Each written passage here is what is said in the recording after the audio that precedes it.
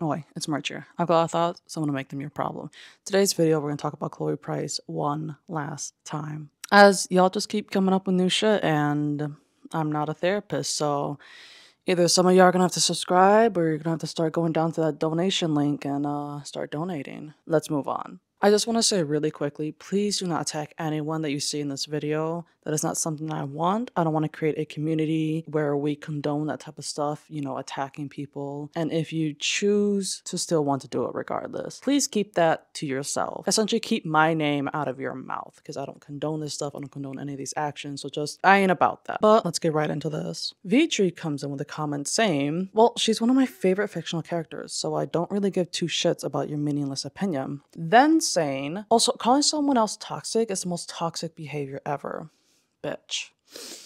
Well, Veatries quickly deleted both those comments before I could respond to them, so I'm responding, finally. Calling out someone for being toxic, abusive, manipulative, or anything like that is not a toxic trait of that person. That does not automatically make that person toxic, and the fact that I even have to point that out is honestly impressive. It's actually surprising. DeadlySinsOfVanity X says, people can like whoever they want, and it's none of your business. Chloe is a great character. Without her, the series would not be what it is. Read the comics. There, you have the development you want. Now, this one's quite important because I can tell that not only can people apparently not Google search, but they just didn't watch my video. And I have proof of that. Because did you know that my analytics show that only 25% of people stuck around for the video after the 3-minute mark? I can literally tell via the comments who did watch my video and who didn't. Literally, it's just that easy. Based off of what type of comment you make, I can tell whether or not you actually watched the video, or within like 3 seconds in, you paused it and then immediately decide to send hate down below. But the reason why I bring this up is because romanticization, by literal textbook definition, which I will have on screen, romanticization means to make something seem better or more appealing than it really is. While liking means, by literal textbook definition, I will also have this on screen, liking means a feeling of fondness or of regard. They are two different meanings. You can like apples, for example. They are good. When you eat them, you are like, damn, this sends happy signals to my brain. And my tongue says, okay, I like that. That's a little sweet, that's a little crisp. I like that crunch. I enjoy this, right? And then there are people who can romanticize, although you are not mentally developed in my opinion if you do this, but they can romanticize school shooters. A lot of inappropriate crushes on school shooters. I'm talking about the people who are in love or fantasize or romanticize these serial killers. They can romanticize serial killers. And that is something that does still exist, sadly enough, especially because of Tumblr. Some individuals in the true crime community, their obsession is taken to an inappropriate level. A level where school shooters are idolized and even romanticized. Should you do it? No. Stop it. Please. Get some help. But romanticization is making someone, some place, or something seem better than it actually is. Because you have this grandiose, this dream of what you think it is because you have fucking romanticized it. You think it's better than what it actually is. Romanticization reaches everything. Disneyland, foreign countries, celebrities, etc. They can all be romanticized. For example, weebs often romanticize the idea of not only living in Japan, but the idea of dating someone Japanese thanks to weird expectations in anime. I didn't say they can't move to Japan because they heavily love and appreciate the culture. I didn't say they can't enjoy watching anime.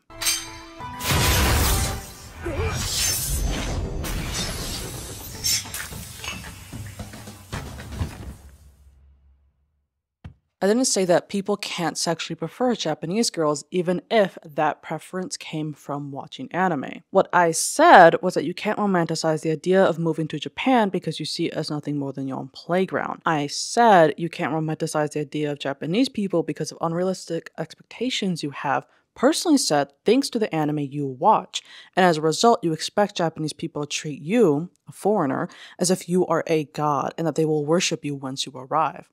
I said that you can't romanticize Japanese girls because of what you see of not only in anime but in hentai, once again expecting them to worship the ground you walk upon because you, as a foreigner, are more often than not in anime, and especially in hentai, are set unrealistic, and in those situations, they make it so white men, typically, are worshipped by Japanese girls, creating an unrealistic expectation in Japanese girls. Do you see the difference between romanticization and liking now? It's clear as day. I really feel like I shouldn't have to go over it again. X.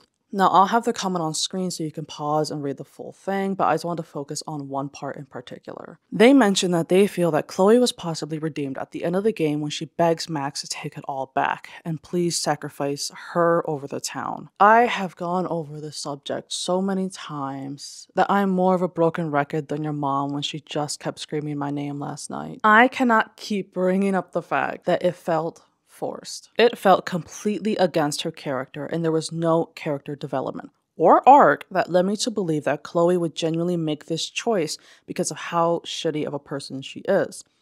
As a result, I don't believe she would have made the choice to sacrifice herself over the town. I don't believe she would have made that choice if it weren't for DontNod employees and, the writers essentially trying so hard to make us love Chloe that they wanted us to they want to just hammer it in even at the last moment. If we didn't love Chloe up until then, they really wanted us to just feel sympathy for her, to sort of fall into this trap of, well, she feels guilty, so maybe I should feel bad for hating her. Because they show us the entire game that she is the complete fucking opposite of that type of person that would be selfless in order to sacrifice themselves for other people. Then, with the comics being non-canon, I cannot take that character growth there with more than a grain of salt, because it's not fucking canon.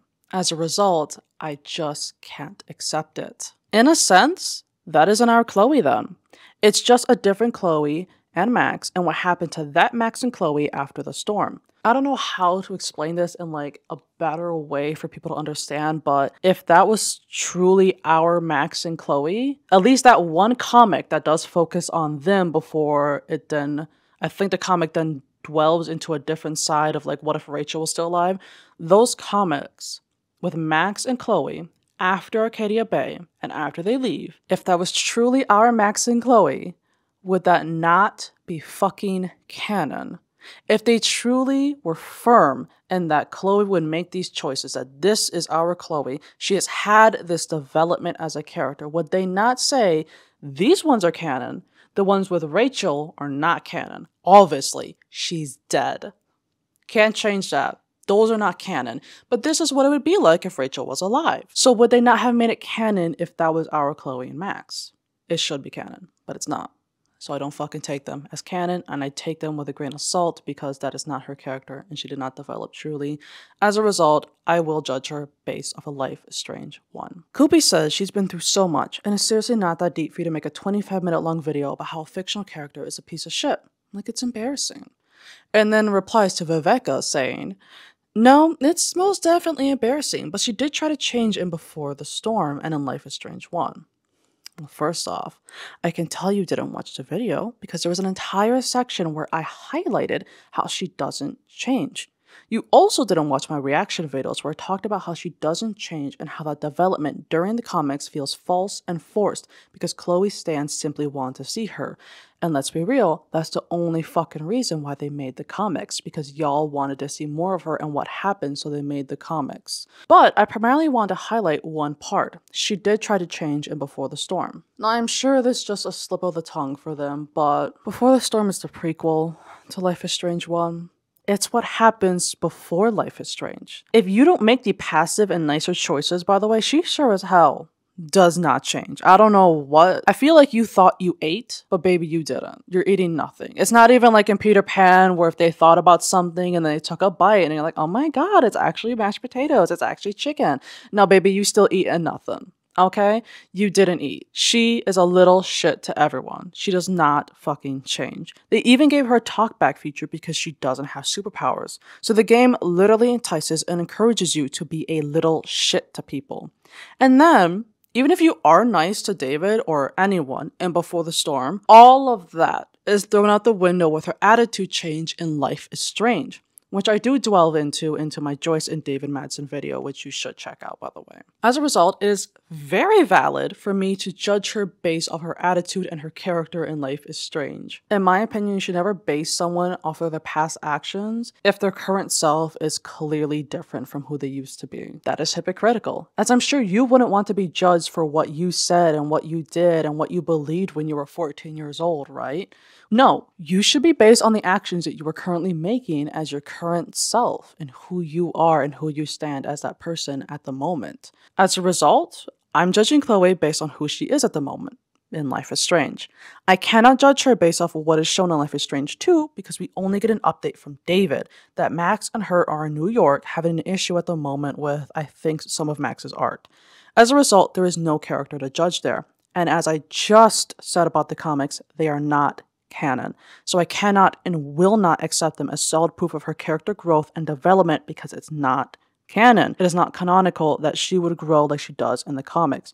So I am right to judge her for her attitude in Life is Strange. But let's say you're talking about how she does feel like shit about the phone call with Kate. I know a lot of people were very upset with me excluding that from my original video.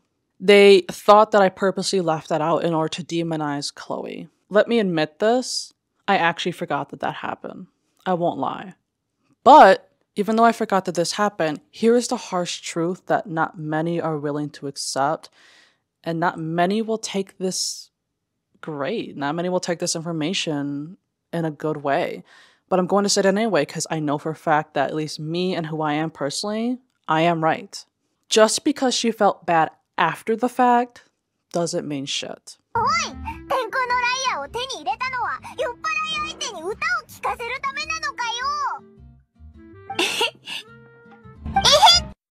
She still chose to throw a temper tantrum in the moment, which nearly caused someone to take their life. And guess what happens if Max fails to be a good friend to Kate? She does take her life. She succeeds in it. There is only one voice line that Max can choose that will get her just a bit closer to saving Kate. If she chooses any of the other voice lines, she cannot get closer to Kate and Kate will immediately take her life. Chloe did that. Yes, Max does also play a part. Max was also a shitty friend. I am not excluding Max, but Chloe is literally the main driver here. Because if you just answer that phone call, it is so much easier to get close to Kate. Chloe chose to throw a temper tantrum that Max wanted to answer Kate's phone call and made Max feel guilty about it. And so some people chose to rewound the decision and chose to ignore Kate. Don't even get me started on the people who immediately ignored Kate and who possibly still don't feel bad about that because you will just not hear, you just won't hear the end of me. But because the player chose to side with Chloe in order to please her, someone died. Someone took their fucking life from feeling so alone and isolated after being drugged at a party without her consent, then having someone kiss her and essentially sexually assault her, and then being bullied at school for it, where it even reaches her family, and some of whom are isolating her and aren't understanding of her situation as they believe she betrayed their religion and God. Yet you don't have the balls to answer a friend's phone call when you know she needs you the most. Worst of all, that exact morning, you do talk to Kate and you find out about what happened. So there's no excuse that, well, you didn't know as Max. You know she opened up to you and you told her you have to give her back her book and you have to interact with her. So now you know what is going on with her. Yet you still choose to ignore her. You still choose to not be there for your friend. Why? Because you want to simp over the pretty manic pixie girl with blue hair. Yes. If Kate does not take her life, Chloe does apologizes, and she realizes in both options, if you successfully save Kate, that she fucked up. But as I said, and I think this was in comments to others, so I can see why some people were like left out in this whole conversation, that it shouldn't get to that point. It shouldn't take a death or even a near death for someone to realize that the world doesn't fucking revolve around them. And that their needs don't always need to be put first above others and above others' lives. In my opinion, Chloe wants her friends to isolate themselves from their own friends because if she isn't always the center of attention, if she isn't always their focus, then she doesn't feel like she's loved. She doesn't feel like they are truly her friends. She feels like she's backstabbed. She feels like they don't actually care about her.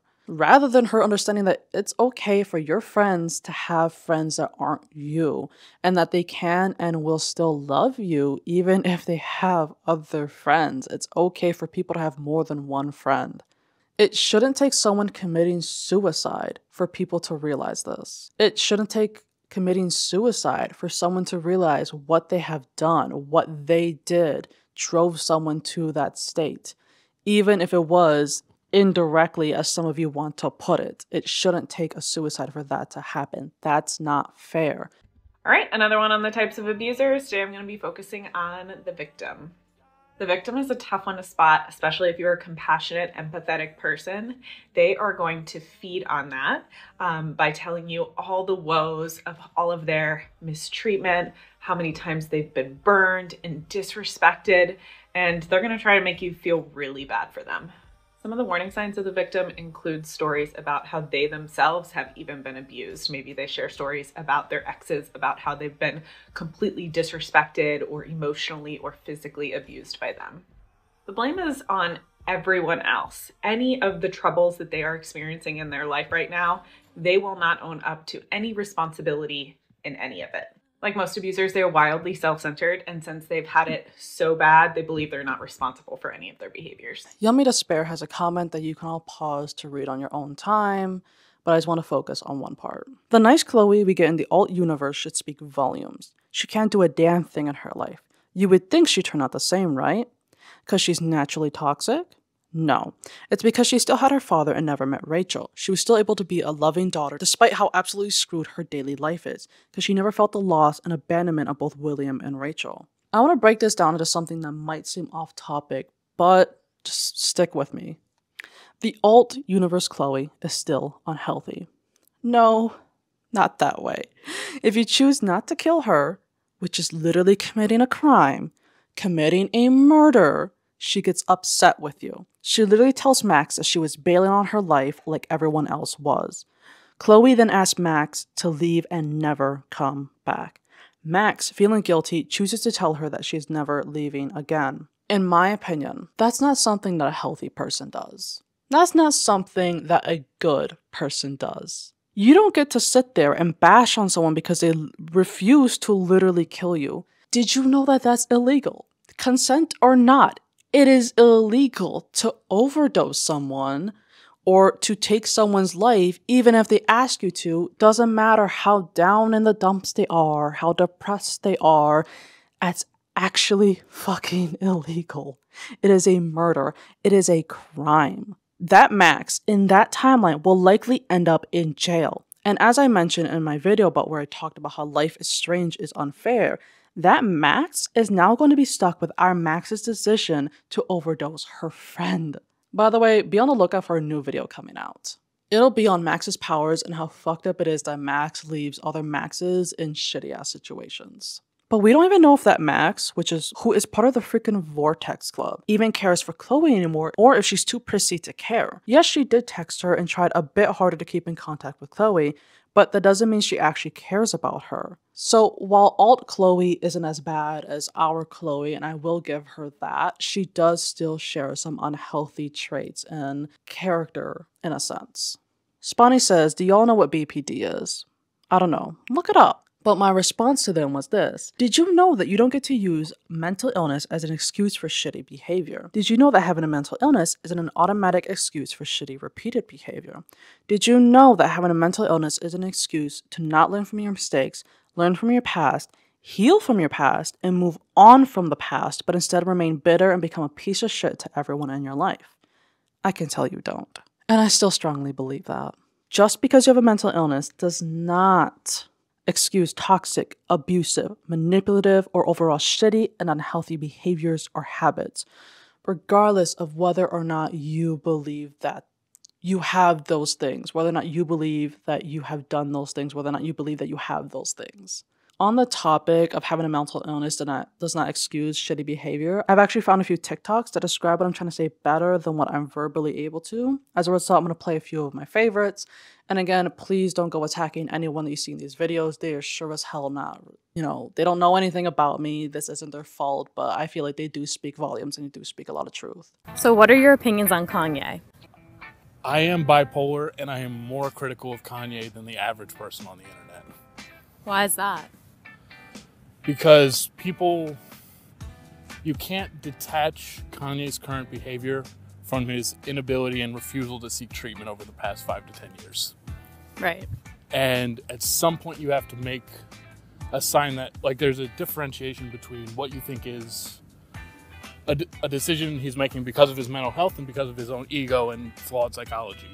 And I think he's making the decision to avoid treatment because of his own ego and his own hang-ups about mental health care. And it's just the fact that his behavior is like, Kanye needs help.